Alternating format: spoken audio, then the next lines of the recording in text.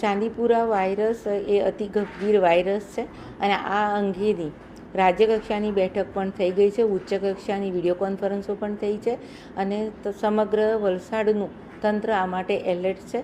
વલસાડ ખાતે પણ આની વિડીયો કોન્ફરન્સ પણ થઈ ચૂકેલી છે અને જે હેલ્થનું ડિપાર્ટમેન્ટ છે એ તદ્દન સતર્ક છે.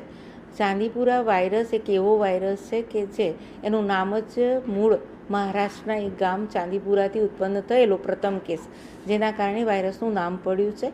આ વાયરસ સામાન્ય રીતે 9 માસથી મોટા અને 14 વર્ષની ઉંમર સુધીના બાળકોને થતો હોય છે, ચેપ લગાડતો હોય છે. એની સામાન્ય લક્ષણો જોઈએ તો બાળકને તાવ આવવો, ખેંચ આવવી, ઝાડા ઉલટી થઈ ગઈ.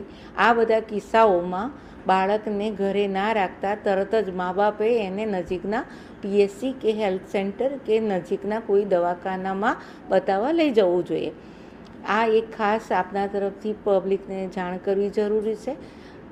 બધા પેરેન્ટ્સે ધ્યાન રાખવું જોઈએ કે દિવસ દરમિયાન પોતાના બાળકોને ફૂલ સ્લીવના કપડાં પહેરાવે અને રાત્રે બધાને શક્ય હોય ત્યાં સુધી મચ્છરદાનીમાં સુવડાવે. ખાસ કરીને ચાંદીપુરા જે વાયરસ છે સેન્ડ ફ્લાયથી થતો રોગ છે.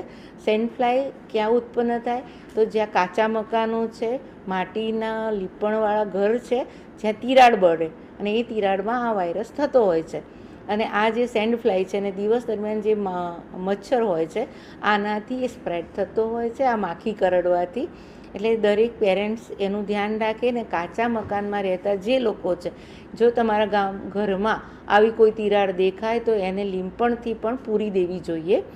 સાથે સાથે આપણું જે તંત્ર છે, વહીવટી તંત્ર અને હેલ્થનું ડિપાર્ટમેન્ટ, એમને ટીમોનું ફોર્મેશન કર્યું છે. આખા વલસાડ જિલ્લામાં લગભગ આપણે 400 ઉપર ટીમો બનાવી છે અને આ ટીમોમાં આશા વર્કર અને અન્ય કર્મચારીગણ ઘરે ઘરે આનો સર્વે કરી રહ્યા છે અને આ સર્વેના અંતે આપણે જ્યાં જે દવા છંટકાવ કરવાનો છે એનું પણ દરેક ગામે ડિટેલિંગ કરેલું છે, જેથી એ કાર્યવાહી પણ શરૂ થઈ છે.